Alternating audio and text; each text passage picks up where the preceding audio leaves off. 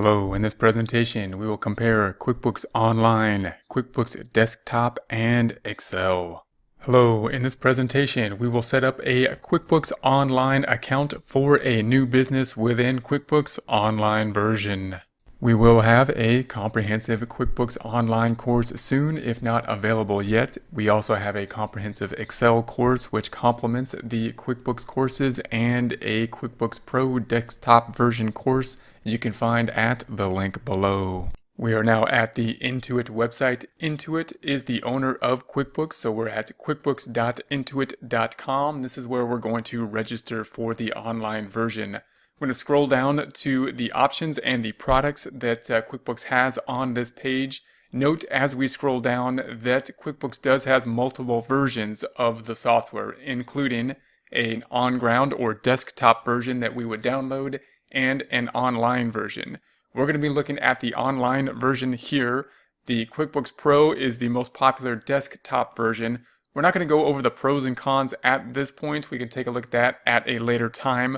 At this point, we're just going to download or register for the online version. When considering the online version, there are still some options here. We have the Simple Start, we have the Essentials, and we have the Plus options. They all have their pros and cons. Obviously, the price is going to be the major pro for the Simple Start. If you just want to invoice and get used to QuickBooks Online and see what it's like, then that would be a good way to go. You can then increase or upgrade to the Essential or Plus at a later time. If you need to do more functionality such as pay bills, which if you're doing the full service items within QuickBooks, you would most likely need, and therefore the Essential is probably the most common used, at least for service companies. We're going to be using the Plus plan, and that's mainly going to have the difference here of tracking inventory. So if you're having inventory, you're going to need the Plus plan, and it has the added benefit of tracking the 1099s. Those are things you're going to need to pay at the end of the year, of course, and so if it could track that for you, that makes the 1099 process easier at the end of the day. So we're going to go for the Plus plan mainly because of the inventory option. If you already have an account set up with Intuit with some of their products, they have different products such as TurboTax, QuickBooks, Pro Connect, then you already have the ID here. If not, then you can go ahead and just sign up and create a new account. Once that's set up, you can say, yes, that's correct. We have the account set up. Then, of course, we have the billing information that we will have to input. Once you have completed that process, it'll go through the quick thinking and setting up your accounts. We will then set up our business name here and how long we have been in business. It's important to set up the correct business name here. This is what they're going to set the business account up as. If you have worked with the on-ground version or the desktop version, you know that you can set up multiple files there, but when we're using the online version, we would in essence need different accounts in order to run multiple different client files or multiple different business files. So we need to make sure that we're having one business at a time that will be running through the online version. We're going to select less than a year. We are going to have this be our first month of operations, or we're going to put in a beginning business, a business starting out. If you are inputting data from a prior QuickBooks file, or if then you could go through a process. There is a process that we can look at a later time on how to do that. And if that is an option, you're going to want to select this. I've been using QuickBooks Desktop and want to bring my data over. We're going to start a new business in this presentation, start it from scratch. Next. This screen is going to give some options in terms of what we want to emphasize here. And we're basically just telling you kind of what QuickBooks can do and what you want to emphasize within QuickBooks. We're just going to select All Set and go forward from there. That will basically be it for setting up the account. We're now in QuickBooks Online. We have a new account set up and we can go forward and enter the data from this process. This first page doesn't look very interesting yet because we don't have any data populated. We will be looking at a file shortly that has data populated and go through the components of this page, but we want to look at it with nothing in it first so it looks like as it would in essence when we go into the program. The layout could change from time to time because QuickBooks is going to be updating the layout as it goes, so it may look a little bit different, but the features will remain the same. If you're used to using the desktop version, you'll note that it looks a lot different because the desktop version usually will open to a home page. Now, experienced users probably don't need that home page. They can probably navigate without the home page, and new users aren't going to care because they've never seen the home page. I have noticed, however, that the home page is really useful for experienced users to coach or help out new users because it gives that flow chart of how the process works. So we don't really see that. However, we do get a nice little summary page of the activities that are happening, the activities that are often most useful or most wanted to see by business owners, including a quick profit and loss, expense, and the bank information here, invoice, sales, and tips. So that's what the first page is going to look like. All the functionality, obviously it's going to be a database program that will be able to do pretty much the same type of stuff as the online and the on-ground can do. However, the layout is different. Rather than having the drop-downs, which you may remember or may be similar to people that used Microsoft Office products way back before they changed to the ribbon, that's basically the format of the desktop version. Within the online version, we're going to have this item here. So this item will open or close the menus on the left-hand side. So you want to get used to this item and be able to click that. That'll give you just some more real estate, some more space on the screen. And then if we click that, we'll get our items over here.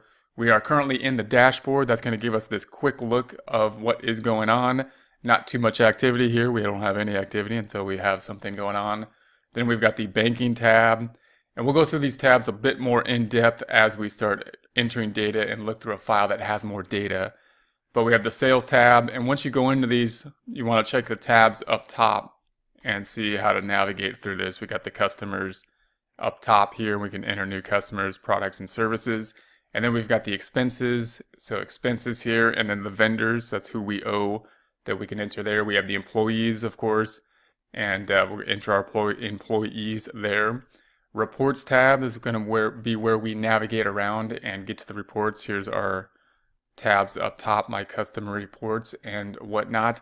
Taxes, and then we have accounting, reconciled chart of accounts, no activity at this time, and then my account and apps.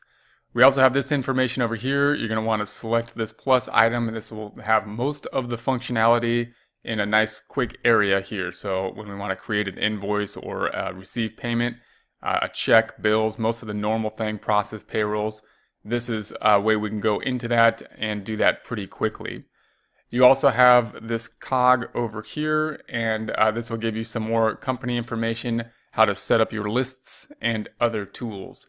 So we're going to go through these as we set up the company, and we'll also take another look at this as we have some data that will be populated, so it'll look a bit more interesting and we can navigate around and see how to use this information. Hello, in this presentation we will download the QuickBooks Pro 2018 desktop version from the Intuit website. It is possible to purchase QuickBooks on ground at an office supply store and possible to purchase online as we are doing here. This is purchasing from Intuit's website. Intuit is the owner of QuickBooks, so we're here at the QuickBooks website at the Intuit website. It is possible to purchase at other locations like Amazon, but just make sure that you know where you're purchasing from and it's a secure place to purchase from. I'm going to scroll down through this site. The site will change over time, but the purchasing options should remain.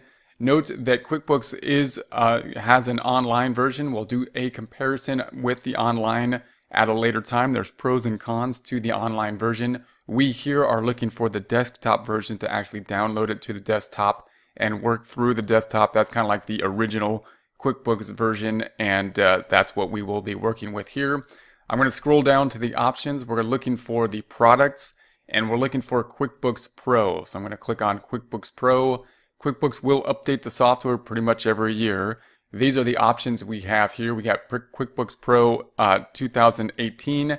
That's what we are looking for. This is the current price point. We have the Premier 2018, and you can go through the added options that we have in the Premier through the check marks here. So we've got 150 industry specific run reports on the Premier, and they have some forecasting options, industry specific features. And therefore, basically the concept would be that Pro is going to be For the majority of users, if we're looking for specific items, then it's possible that Premier would be useful, and then we can look into the Enterprise for more specific options. We're going to start here with the QuickBooks Pro. As you go through the purchasing process, QuickBooks may prompt you for some other things to purchase, one being payroll. Now, here's the option for payroll. It might be something you want to consider, but you may want to consider it at a later time. There will be an option to purchase payroll at a later time. So I would go through this. I'm going to go through it and continue without the payroll at this time and just download the QuickBooks Pro. We're then given our options here. We got the method is going to be a download. The users is one, and that's going to be the items that we will have here. Clearly then we're going to have the payment options. Once we complete this process, we're going to have our information here, and we can then download. You will have a license number and product number. You're going to want to keep that in place, maybe screenshot the screen here and keep that in a place where you can go back and get back into it if there are any problems. So we're going to go ahead and download. Depending on the browser you have, you may have an icon down here with the download option. This is within Chrome. If you're in Firefox, it's probably going to have an arrow up top. And if you're in Explorer, it's going to have some other indication, probably a bar that will indicate the download. You're going to want to open up the downloaded item in whatever format is there. And of course, we're going to have to allow it to run with the security system. And it does take some time for Intuit to run this. Intuit QuickBooks is a fairly large program, so give it some time to run, get some coffee, let it get set up. Once the program has been downloaded and unzipped, it should automatically prompt you to run the program. If it doesn't, you'll go through there and go ahead and run the program, but it should automatically prompt that. If it does not do so, you're probably going to see a setup QuickBooks on your desktop that has been implemented on the desktop, and you could try to run that as well, or do a search for QuickBooks and run the setup process like so. So we're going to say next and let it run the setup process. Once again, this will take some time, so give it some time to run through this. QuickBooks is a large program. We will, of course, have to accept the terms. So, we'll want to go through all the terms here, read through the terms, accept the terms, and next. You will then have a page prompting the license and product number. Now, that was given to us when we were to download the product, when we said to screenshot the page. So now we're going to enter that product number and license number here. Once that has been completed, we have the setup process express or custom network options. Typically, if we're going to use the default, which is the default, which will be Express, if we have some custom network options that need to be configured, then we're going to probably want to work with IT a bit more and make sure that we're configuring the custom network options. I'm going to go here with the Express. Once that has been completed, QuickBooks will once again be going through a fairly extensive installation process. Remember, QuickBooks is a fairly large program, so let it think and let it process. Once this has been completed, we should eventually see an icon on the desktop that will be the QuickBooks program, and of course, that is where we will open the program. These presentations will work a comprehensive bookkeeping problem both within Excel as well as within QuickBooks. Excel having the advantages of being able to see all the components and how all those components fit together to make the end product, the financial statements. QuickBooks having the advantage of being able to use forms, simple data input, and an automated system in order to convert that simple data input into the end product, the financial statements. We will work each component of the problem in Excel first and then work that same information in QuickBooks. Hello, in this presentation we will set up a new company worksheet within Excel. A new company worksheet will be used in order to enter a comprehensive problem for a new business, working the transactions of the bookkeeping of a new business within the Excel worksheet. This being closer to doing the process by hand, doing the process with paper and pencil, a process that is much more transparent and will allow us to see all the components and the working parts of putting together the books for a company. As we do this, we will compare and contrast that to accounting software such as QuickBooks, and in so doing, we'll be able to see how QuickBooks processes some of the activity and therefore be better equipped to use accounting software such as QuickBooks. If you would like more information about the QuickBooks Pro, take a look at our comprehensive course in the link below. First thing we're going to do is set up the new worksheet, and we'll compare and contrast that to setting up a worksheet within QuickBooks, meaning setting up a new file within QuickBooks. What's the first process, and how can we do an equivalent process when we set up something in an Excel worksheet, more of a setting up by hand or by paper and pencil type of process. When we set something up in QuickBooks, we typically have a shortcut within QuickBooks that really helps us with the setup process, and that is we essentially tell QuickBooks, this is the type of business we are. We're a merchandising business in this case, and we have services as well, meaning we sell stuff. In our case, we're going to sell guitars.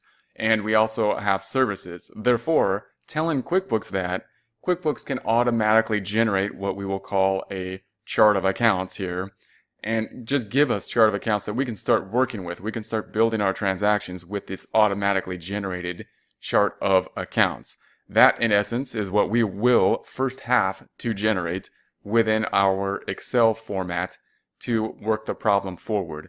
So let's see what QuickBooks did when we just tell QuickBooks, hey, we're a merchandising company, give us a chart of accounts. QuickBooks spits something out such as this for the chart of accounts. We have the type of accounts and we have the name of accounts. I'm first going to go over the account types because this is really the driving factor in terms of how QuickBooks will record certain transactions and the ordering of the chart of accounts. It's going to be in order, in essence, by the accounting equation first, which is assets equal liabilities plus equity, and then equity is broken out between equity and then income and expenses. So in essence, first we have assets, liabilities, equity, then income or revenue, and expenses. That's going to be the order of these accounts. Then within that, QuickBooks breaks it down even further. It'll break it down first to cash and then to accounts receivable, two accounts we don't yet have here in the QuickBooks example, haven't set them up yet. And then it's going to go to other assets, fixed assets, other current, that's going to be it. That'll be it for the assets. And then we're going to go to liabilities, which is going to break out to other current liabilities. And then we would have long-term liabilities or other liabilities, if there were any. There are none at this point. And then we have the equity type of accounts. Then we have the income or revenue type of accounts.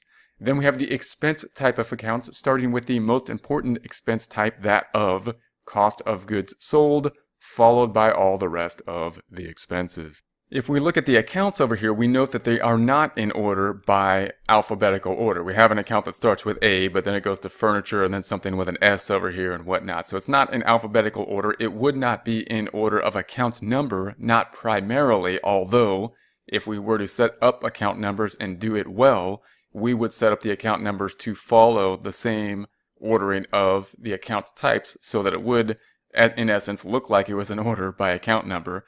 But we're first being driven by the type of account here. Within the type of account, if we don't have account numbers, it will then order within that type in alphabetical order or in the order of account numbers if we choose them. Meaning, for example, if we have all these expenses here, within the expense section, we have it in order of the alphabetical order from that point forward. So that's going to be how it will be set up here. If we look at the accounts, we have accumulated depreciation, we have furniture and fixture. These are going to be fixed assets. We've got the security deposits, which is going to be an other asset, payroll liability. That's going to be a liability, opening balance, draws, and owner's equity, our all equity accounts. Then we've got the merchandise sales revenue or sales discount. We've got the fees, and then we have all the expenses here. This is what we're going to set up now within our Excel format so that we have these accounts that we can use in order to work transactions.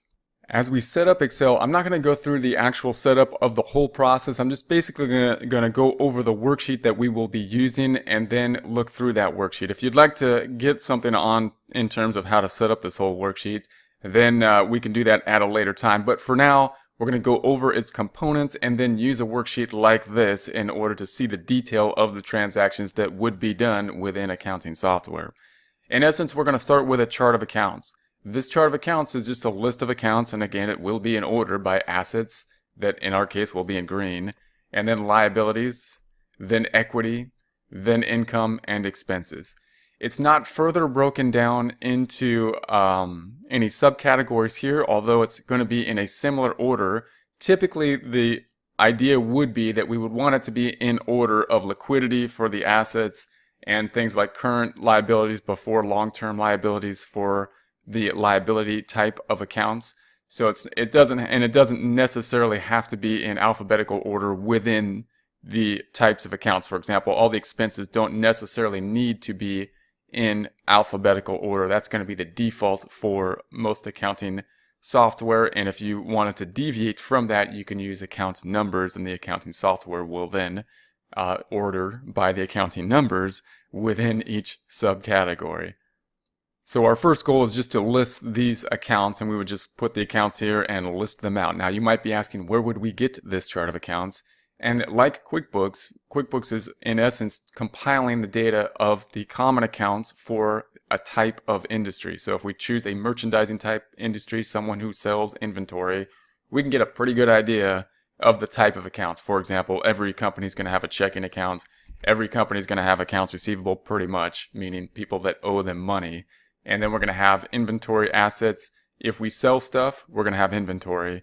And then we have prepaid insurance. This was something not on the chart of accounts. This is actually a more comprehensive chart of accounts here than we are starting with, than we just looked at in terms of the QuickBooks file.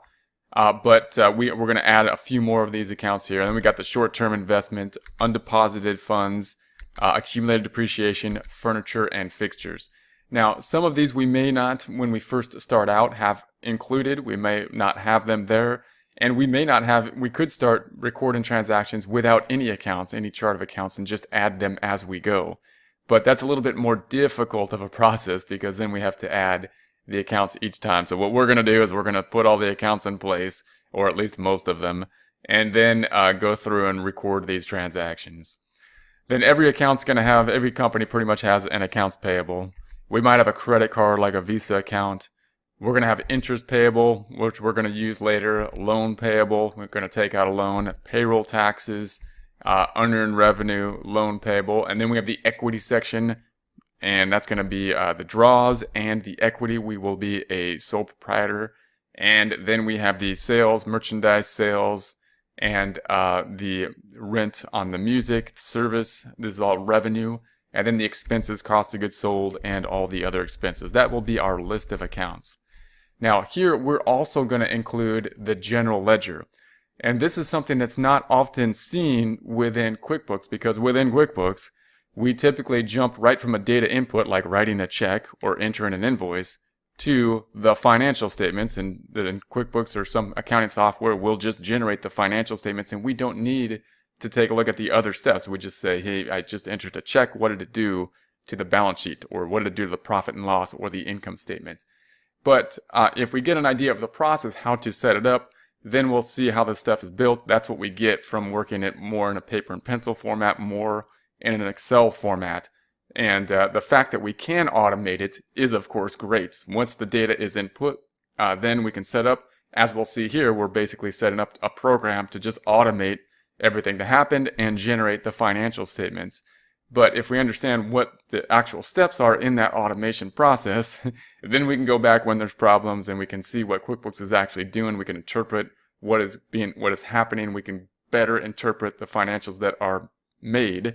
And if there are a problem in the financials that are made, we can better troubleshoot that problem and figure out what is going on and what went wrong.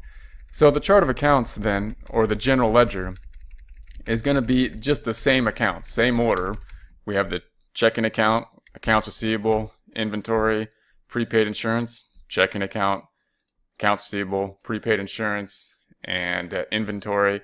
And then it goes the assets, liabilities, equity, revenue, expenses, assets in green, liabilities in orange, and then we've got the equity And then we've got the revenue and expenses. So this is a long, intimidating looking worksheet, I know.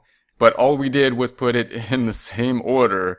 And we gave some more space here. Why do we need this other list of accounts if it's the same list of accounts as over here? Because this will give us the detail. It'll give us an ordering by date. As we enter transactions, we're going to say, hey, what happened to cash by date, by order of transaction? And then it'll give us a running balance over here and tell us what that ending balance is. And that ending balance ultimately will be what is on the balance sheet, what we use to create the balance sheet. However, to create the balance sheet, we typically would make a trial balance, record it on the trial balance, and then use that trial balance to create the balance sheet. So all these accounts over here are just the same accounts as over here. They're going to give us the detail of the transactions by date of transaction, give us the running balance and the ending balance. That ending balance then used to create the trial balance. So these amounts here are just being generated from the general ledger within the trial balance. And then the trial balance will be used ultimately to create the financial statements. So these financial statements, it's hard to see when they're all zeros, but we will see as we go, are being generated from the trial balance. And that's the same automation that, in essence, the accounting software is doing. That's what allows us to go from just entering a check and just jumping over here then to the balance sheet and say, hey, what happened to cash in the balance sheet when I just wrote that check? It's really going through the detail. If there's a problem, if the balance sheet doesn't look right after we wrote that check, what are we going to do? Well, we're going to go back to the general ledger. We're going to look at the detail and say, hey, where is that check? How come it's not appearing as I believe it should be? And it's probably going to be a date issue if that happened. And then we'll go through and take a look at that. So that's in essence what we're going to do here. As we build this, it'll give us a better idea of what QuickBooks is doing. As we do that, then we're going to record transactions with the general ledger, with the general journal that will then be posted to the general ledger to create the trial balance and the financial statements. So we'll compare and contrast common type of transactions within QuickBooks. And those types of transactions are things like making an invoice, writing a check, making a bill.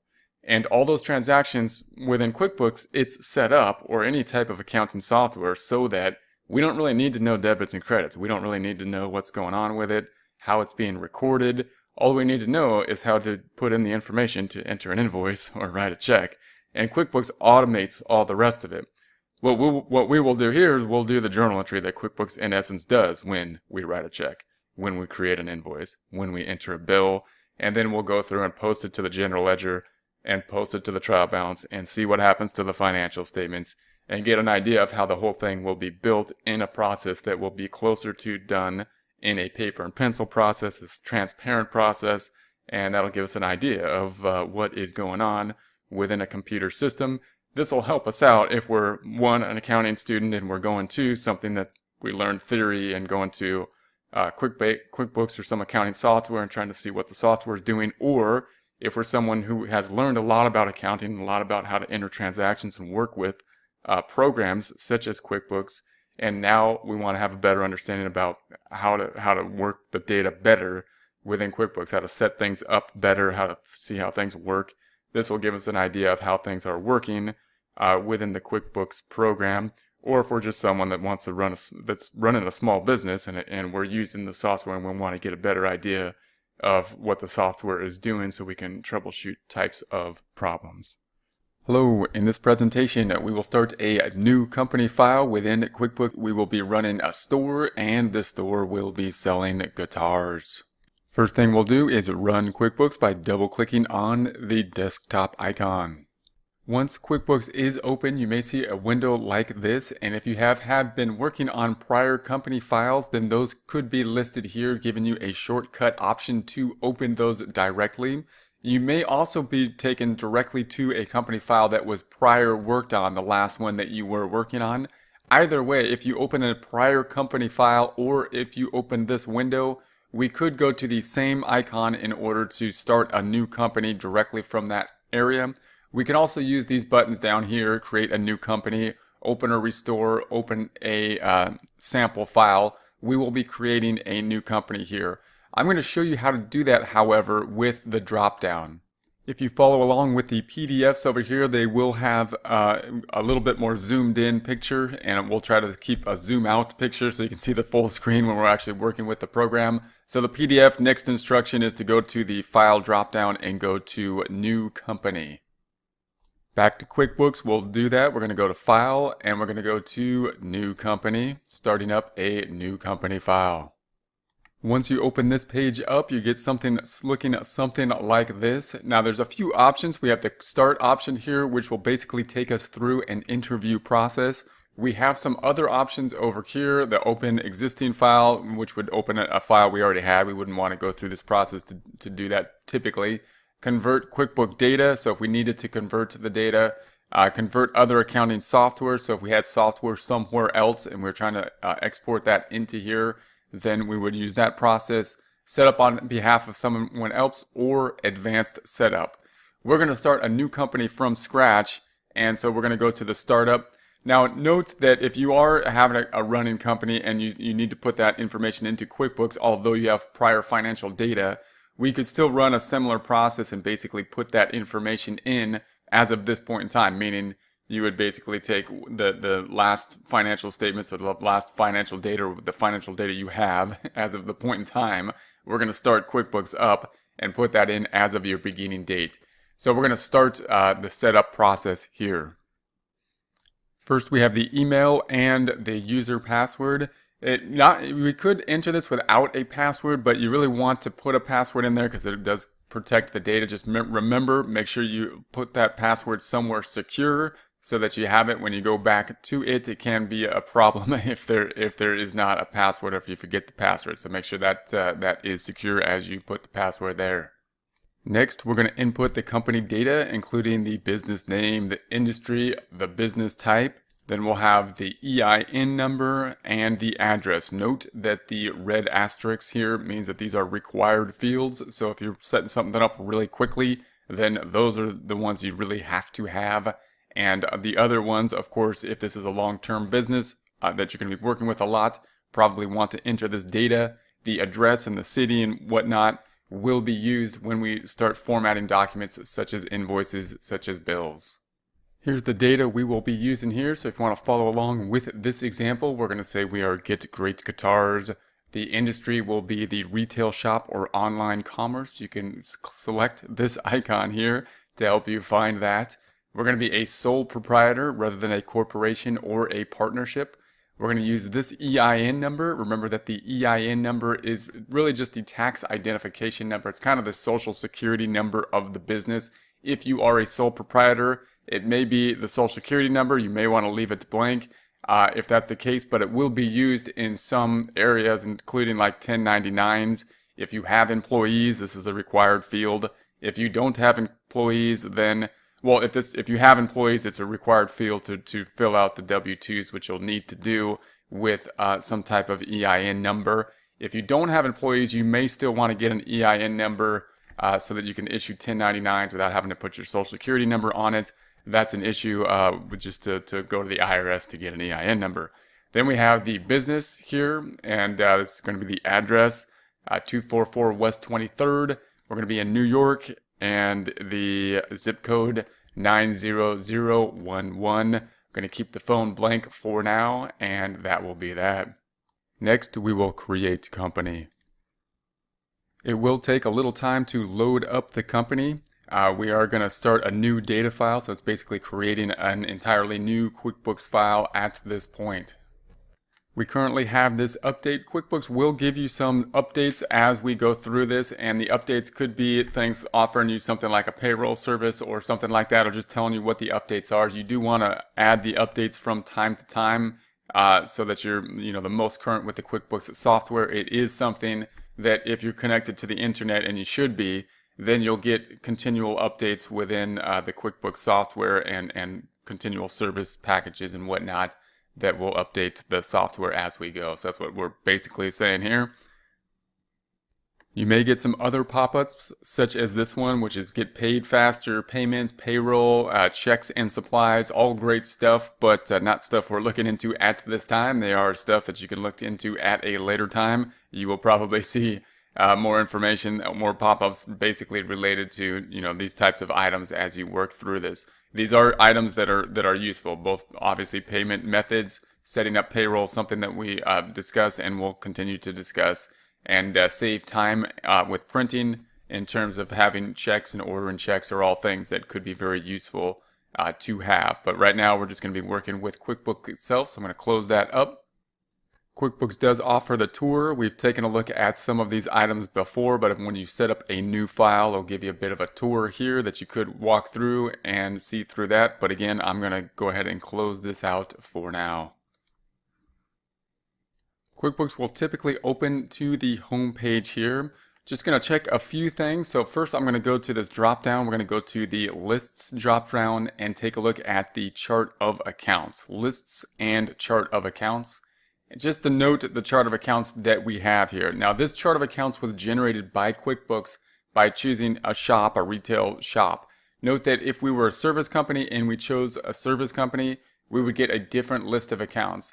Now, if this is a pretty basic list of accounts, so choosing the type of industry you're in will give you an idea if you're not used to basically account names, or if you're worried about setting up an account type as an expense versus an asset, then this will give you some account names and you want to try to stick to those as much as possible. If you're within the industry that you have picked, then they usually pick pretty good account names. If you were to name them yourself, then it might be better in some ways because you can get more specific in terms of exactly what type of expense accounts you want to call them.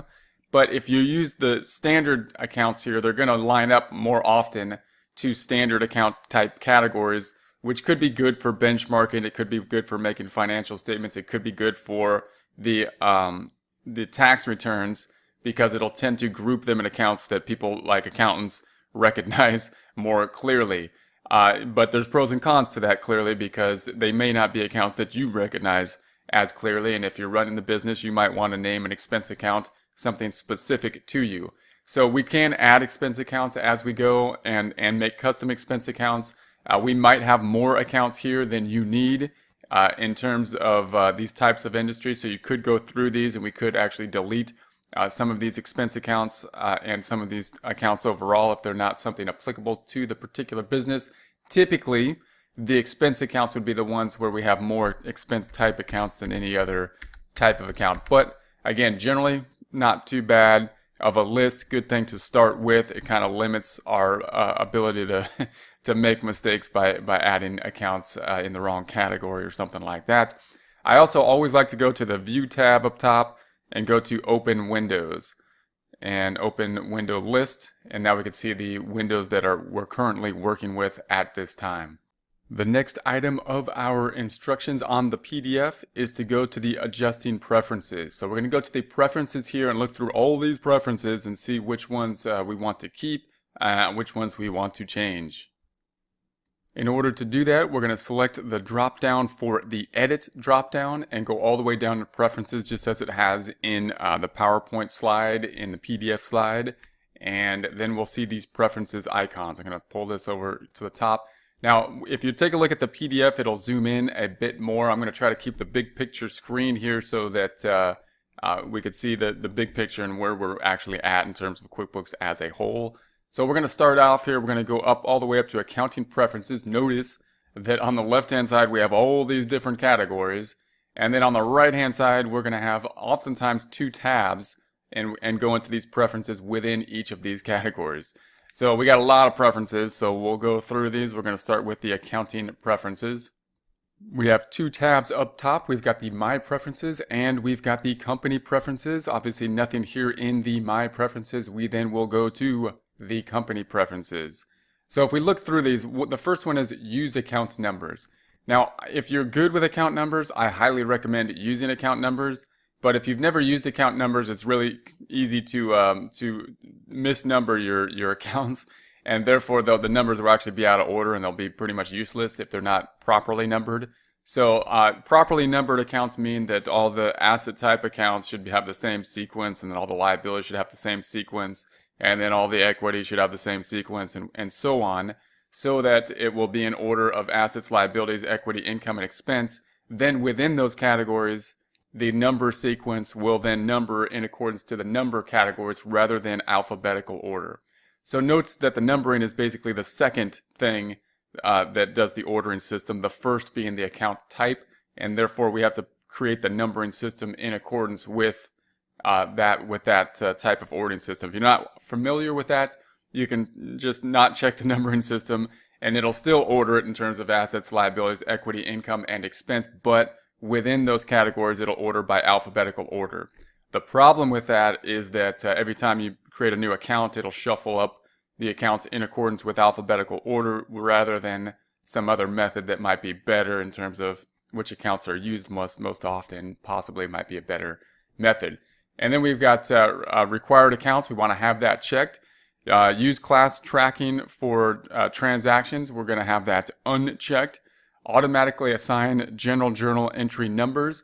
That's typically a good internal control type thing. So it's going to automatically number every time we make a new journal entry in order.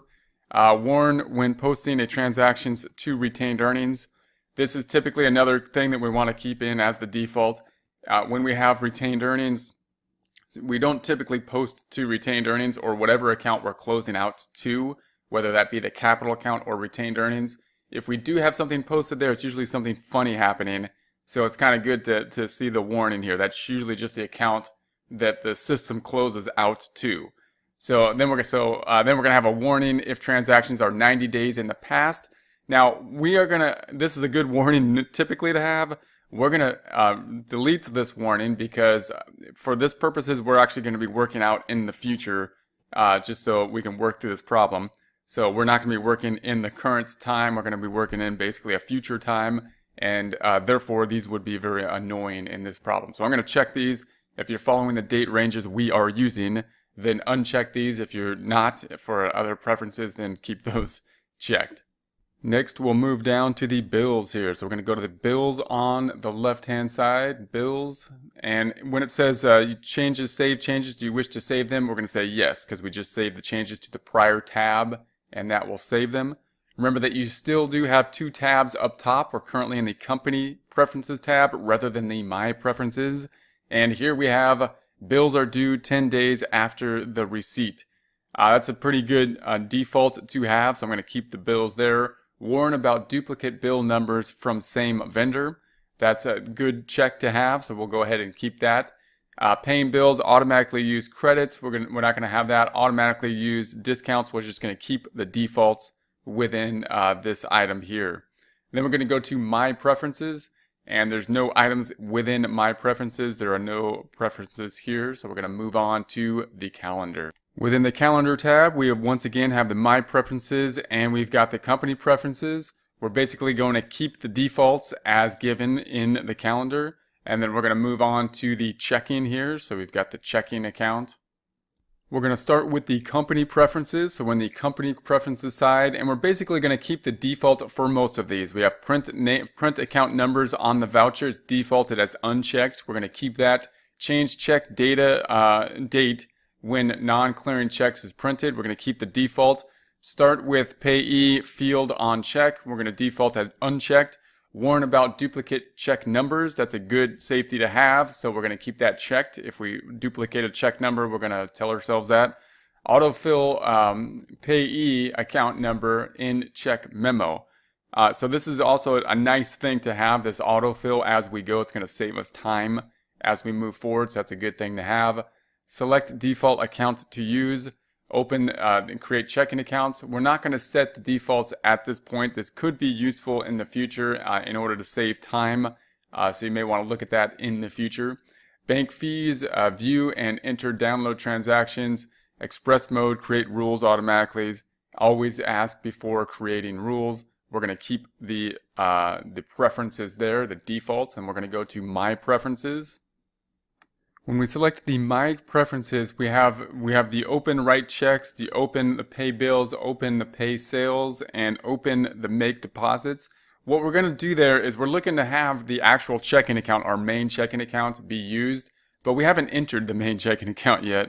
So at this point in time, we're not going to put anything in the checking information, and we're going to move on to, we're going to skip ahead to the General tab. So we're looking at the General tab. And we have the, once again, 2 tabs up top, My Preferences and the Company Preferences. We're going to keep most of the defaults. So presenting enter moves between fields, pressing enter moves between fields. We're going to keep that as unchecked. These are going to be preferences that may move faster through QuickBooks with keystrokes. So if you're, you have preferences in terms of tabbing through data or pushing enter to get through data, that could be useful to just be a little bit faster. Next one, automatically open drop-down list when typing. That one's going to be checked off here. That'll be a little bit quicker, again, to see that autofill feature and then be able to see which the list is and pick it as we see it. And then the next one is beep when recording transactions. Some people really like that, some don't, but if you don't have that, sometimes it's possible to not have fully recorded the transaction and not be aware of it and move on to another screen and it having not been recorded. Automatically place decimal point. So some people like the decimal to be placed in there all the time, and some people like to type the decimal in there every time. So that's one of those type of things that if you move to a different computer that someone else has that on a different setting, it can be you get used to whatever setting you're on, in my experience. And then the next one says warn when editing a transaction. Typically a good check to have if you are experienced and you feel that when you edit a transaction you don't need a warning, you can uncheck that. Bring back all one-time messages. We're going to keep that as unchecked. Turn off pop-up messages for products and services. Probably want that unchecked, but there might be some good like services that they do provide, and the payroll is going to be one that typically comes up a lot. Same with, do you want to have checks?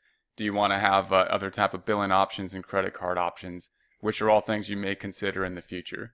Then we have show tool tips for clipped text. We're going to keep that checked. Warn when deleting a transaction or unused in a list. We typically want the warning just to double check ourselves when we delete something. QuickBooks does let you delete more things than other accounting software would, so an extra warning is probably good. Automatically recall information. Automatically recall account and transaction information. Pre-fill accounts for vendor based on past entries. This can save a lot of time because it'll kind of tell you what we did last time, which is probably typical to close what will happen this time. So that's a good default to have typically. Default date to use for new transactions. Use the last entered date or use today's date. You may want to choose either of these. We're going to keep ours with the last entered date, which is going to be helpful considering the fact that we will be working with transactions in the future. It also depends. I mean, if you're always working in the present, this would be a good option. If, however, you wait till you have a business where you're entering the data from the bank statement or something like that, or entering it monthly, then this option would be more useful. Keep custom items information when changing items in transactions. We'll keep that as ask, and then go to the company preferences. Company preferences show portions of an hour. We're going to keep the minutes here rather than the decimals. Always show years in 4 digits. We'll keep that. Never update name information when saving transactions. Save transactions before printing. So we're going to say, rather than having to hit the save button each time, it's always going to save it and then print it. And then log off every time a user closed the company or exit QuickBooks. So we're going to have it log off every time QuickBooks is exited or closed. Next, we're going to skip to the items and inventory. And this gives you kind of a look at what we're going to have in terms of items and inventory, because when we look at items, when we think of items, we're thinking of inventory. Now, purchase orders and inventory and purchase orders are active. We're going to change that. We're going to say it is. We're going to use purchase orders in this example problem to see what those purchase orders can do and how they are used. And then we'll keep these here. So make sure to make that change. We're going to warn about duplicate purchase orders. We're going to warn if not enough inventory quantity is on hand. Then we're going to go over to the My Preferences. We have no My Preferences, so then we're going to move on to the next item. We're going to skip down to Jobs. Let's go down to Jobs, not skipping. And we're going to say yes, we're going to save that change that we just made to the inventory items. QuickBooks must close its open windows to change this preference. So I'm going to say, okay, go ahead and close the open windows to change the preference. And now we are on the Jobs preference, My Preferences. We're going to keep that the way it is. Then we're going to go to Company Preferences, and we're going to keep the pending, the awarded. We're going to keep that in progress, closed, not awarded. And we've got the do you create estimates? We're going to say yes. Do you progress invoice? We're going to say no. And then we're going to do you do process invoicing? No. And then we're going to warn about duplicate estimates. We're going to say yes here. Now, if your information is different here, it's probably because we had not checked that items on the inventory tab and or we didn't select the same type of company in terms of a merchandising company. If we had checked off the same type of company, this is probably going to be the defaults you have at this point. We're going to skip through some of this stuff, the multiple currencies, the payment, and then we're going to go down to the payroll preferences. Payroll preferences. And within payroll preferences, I'm in the company preferences tab. We're going to keep the full payroll. We're going to have the recall quantity field on checks, recall hour field on paychecks, and job costing and item tracking for paycheck expenses. All those be checked. We're going to have the first name checked at the bottom here. We're going to talk more about payroll as we go through this and how to set up payroll. We will do the manual payroll system. We're not going to be implementing any of the payroll services, although those are something that we will want to consider and discuss as we move through. We then have the My Preferences tab, and there's nothing within the My Preferences tab, so we're going to move down to the Reminders. Reminders. In the My Preferences tab, we've got just Show Reminders List when opening a company. I'm going to say no here. I'm not going to keep it that. I'm not going to check it. I'm going to keep it as the default. That might be something, however, that some people really find useful to have the reminders pop up every time they open, so they have an idea of what they're doing. But we are going to be using a company file within the future again, and therefore the reminders tab are going to cause us more problems than help at this point. So here's all the reminders. Now again, a lot of these could be very good to use in practice. However, because we're working a practice problem, our dates are going to be different or off. And we're going to have to be moving into the future and back into the past so that we can do an extended problem within an extended period of time. Therefore, we're going to turn off all the defaults. So if we go through there, checks to print, show the summary. Again, that would probably be something that could be useful. It would give you a reminder, a pop-up to show you that. Paychecks to print. So again, there could be invoices, credit memos to print. Overdue invoices, it might be useful to know that. Almost due invoices. And then we've got sales receipt to print. I'm going to say no. Invoices to reorder, bills to pay, memorize transactions, money to deposit, purchase orders to print, and to do notes. Again, some of those you might want to look into for your own purposes. For the purposes of this problem, we're gonna remove those. You may want to keep the defaults. The defaults would be typically a good recommended settings. If they start to get in the way or annoy you, or you find them as not being helpful, then here are where you find them in the Preferences tab. Here is where you turn them off within the Preferences tab. We're then going to go to Reports and Graphs, and we're going to save those changes we have just made. Reports and Graphs, I'm going to start from the My Preferences tab, where we're going to have prompt me to notify report options before opening a report. We're going to keep the default as unchecked. When a report of a graph needs to be refreshed, we're going to keep it as prompt me to refresh. Actually, I'm going to change that one. I'm going to say to that one, we're going to have refresh automatically, and so that it'll refresh automatically. So whenever we go and change data and then go to a new report, it'll refresh that automatically without prompting. Next, we're going to go to the company preferences up top. Company preferences. We're going to keep the accrual basis here. So the difference between the accrual and cash basis, you could take a look at those differences. Typically, you want the accrual basis for a couple reasons. One is that you might have accounts receivable or accounts payable that you want to track, and those are both accrual accounts. So for those purposes alone, the accrual basis might be something that you want to keep as the default, but there is the option to go to the cash basis as well. What this mainly means is that we are reporting revenue and expenses either when we did the work, mainly basically when we issue the invoice in terms of QuickBooks, or we're going to do it when we record the cash, and it's going to be the major difference between those two types of reporting settings. So if you got any questions you want to ask your accountant or your CPA on that to see if which of those would be better, but accrual is the default and considered the more accurate method most of the time. Aging report, age from due date. So we're going to keep that there. That's going to be for the AR accounts receivable aging and the accounts payable aging when we try to run reports to see how old things are in terms of how past due payments are, for example, to vendors or payments to us from customers.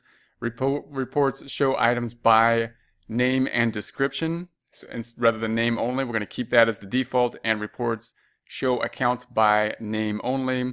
Statement of cash flows. We're not going to get into any more of the defaults within the statement of cash flows at this time. These are all, of course, within the company preferences, and we've taken a look at the My Preferences.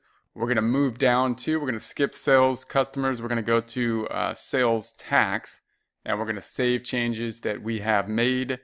Within Sales Tax, 2 tabs. We've got the My Preferences, nothing there. Therefore, we're going to go over here to the Company Preferences, and we're going to say, do you charge sales tax? We're going to change that. We're going to say yes. And we're going to say the sales tax item is going to be here. And we're going to pick the item. It's going to be sales tax item, sorry.